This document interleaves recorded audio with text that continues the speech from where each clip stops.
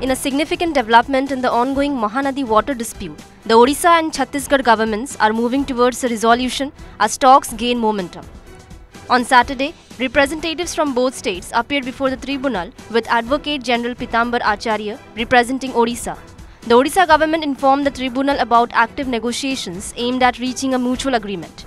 Sources reveal that the tribunal has directed both parties to submit a progress report on the talks by October 11.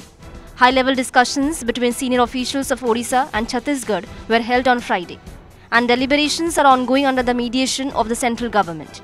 For the past 7 years, little progress was made under the previous government. However, following a change in leadership, efforts to settle the dispute have accelerated. Advocate General Pitambar Acharya emphasized that no project will receive clearance from the Central Water Commission unless the dispute is resolved. Recently, the Chief Secretaries and Senior Water Resources Department officials of both states held detailed discussions, reflecting a positive step toward resolving the long-standing Mahanadi water dispute.